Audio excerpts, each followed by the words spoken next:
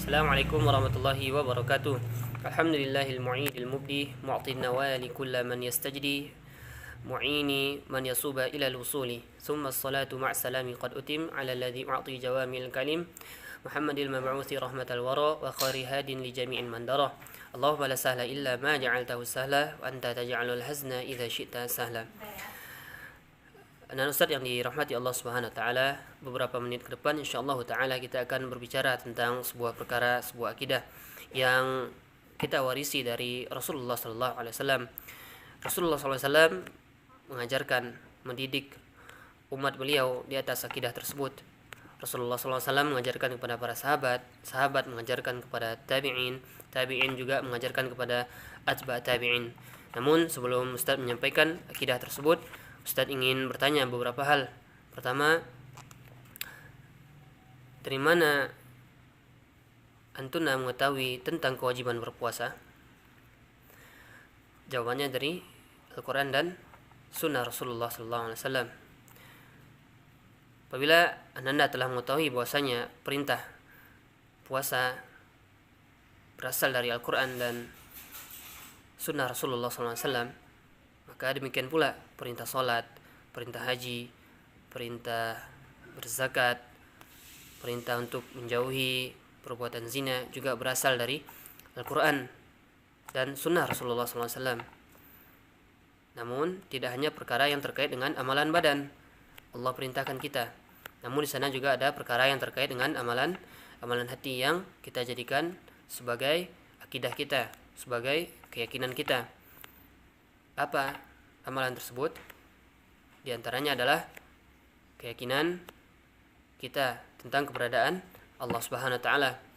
Sekarang coba bayangkan seandainya suatu hari nanti anak-anak Ustadz datang atau dikunjungi oleh seseorang, kemudian dia bertanya kepada anak-anak Ustadz sekalian, di mana Allah?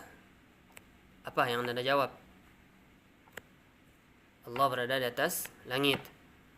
Kemudian dia bertanya kembali, dari mana engkau mengetahui jawaban tersebut, sedangkan engkau tidak bertemu dengan Allah dan Rasulnya?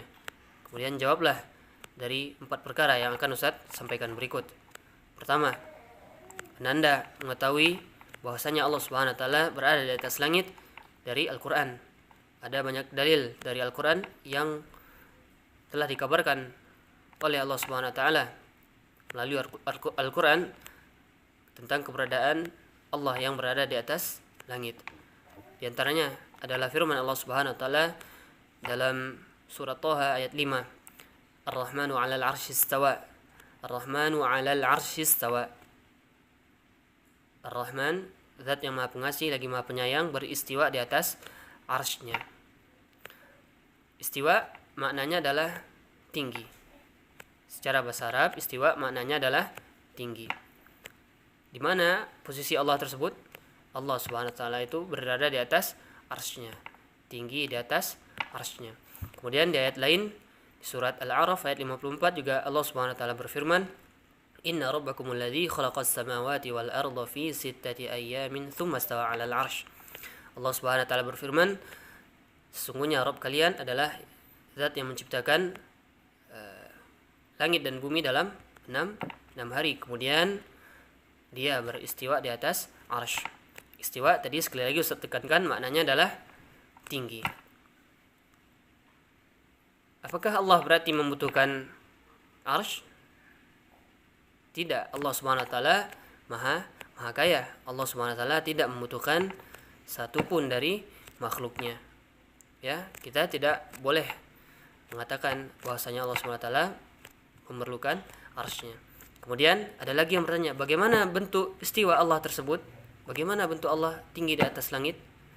Maka kita jawab, Anda tidak perlu bertanya demikian, karena Allah tidak mengabarkan tentang tata caranya. Bentuknya seperti apa? Allah tidak kabarkan. Cukup kita imani saja bahwasanya Allah Subhanahu wa taala berada tinggi di atas arsy-Nya.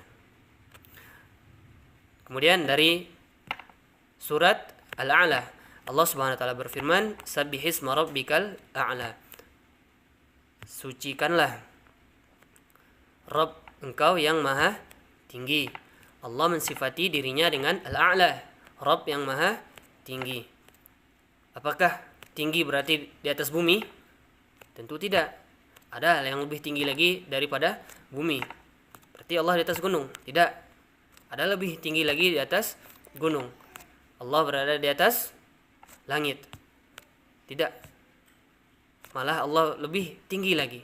Allah berada di atas arsy-Nya, dan di atas arsy itulah Allah Subhanahu wa taala berada. Bagaimana bentuknya? Kita tidak perlu bertanya demikian. Cukup kita imani bahwasanya Allah Subhanahu wa taala berada di atas arsy, di atas arsy. Kemudian dalil yang selanjutnya dari Al-Qur'an adalah surat yang telah Anda hafalkan, di antaranya adalah firman Allah Subhanahu wa taala, "Amintum man fis sama'i ay yakhsifa bikumul ard." Amintum man fis sama' ay yakhsifa bikumul ard. Artinya, ya, ini di surah Al-Mulk. Artinya, apakah kalian merasa aman dari zat yang berada di atas langit apabila Allah tenggelamkan kalian ke dalam bumi? Allah Subhanahu wa taala melalui Al-Qur'an mengatakan bahwasanya dirinya berada di atas langit, yakni tepatnya di atas arsy. Kemudian kita cukupkan dari dalil Al-Qur'an, kita pindah ke dalil kedua, yakni dari sunnah Rasulullah sallallahu alaihi wasallam.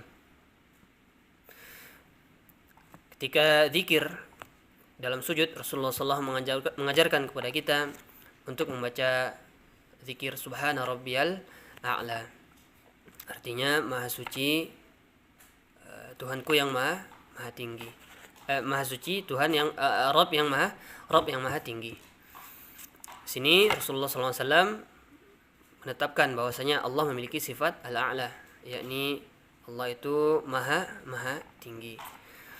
Kemudian juga dalam hadis Rasulullah SAW juga menetapkan bahwasanya Allah Subhanahu wa taala berada di atas langit. Melalui hadis beliau, Rasulullah SAW bersabda, "Irhamu man fil ardi yarhamka man fis sama." Sayangilah makhluk yang ada di bumi, niscaya Allah yang berada di atas langit, yakni yang berada di atas arsy-Nya, akan menyayangi kalian. Ya, melalui hadis ini kata Rasulullah SAW, "Irhamu man fil ardi." Sayangilah makhluk yang di bumi. Yarhamkum man fis sama. Niscaya Allah yang di langit. Nah, Rasulullah SAW menetapkan bahwasanya Allah SWT fis sama. Fi maknanya adalah alas sama, yakni di atas langit. Kemudian yang ketiga, sebelum masuk ke dalil ketiga, pertama dari mana? Dari Al-Qur'an. Yang kedua dari sunnah Rasulullah SAW. Kemudian yang ketiga adalah ijma' atau kesepakatan ulama ahlu sunnah wal jamaah tentang keberadaan Allah Subhanahu wa taala di atas langit.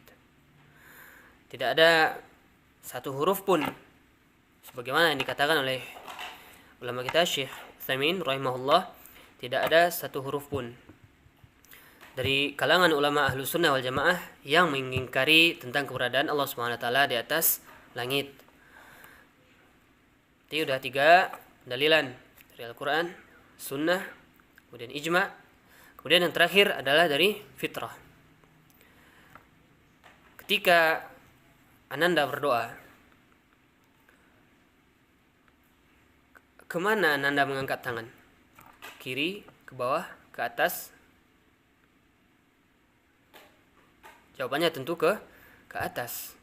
Bahkan ketika Ananda berdoa, tidak hanya tangan yang mengarah ke atas langit, melainkan hati Ananda juga mengarah ke arah atas. Yakni secara fitrah Allah telah tanamkan di hati manusia bahwasanya Rabb mereka yang telah menciptakan mereka, menciptakan langit dan bumi ini, berada di atas langit. Yakni Allah Subhanahu wa taala beristiwa di atas arsy.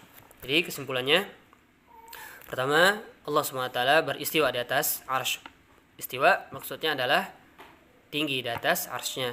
Kemudian dapat kita ketahui bahwasanya Allah Subhanahu wa taala tinggi, berada di atas langit melalui empat hal. Pertama, Quran, kemudian sunnah Rasulullah SAW. Yang ketiga adalah ijma ulama ahlu sunnah wal jamaah. Kemudian yang keempat adalah dalil secara fitrah.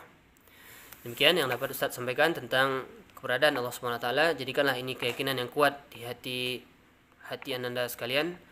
Kemudian jangan ragu lagi dan tepislah jawaban orang-orang yang mengatakan bahwasanya Allah Subhanahu wa taala berada di mana-mana.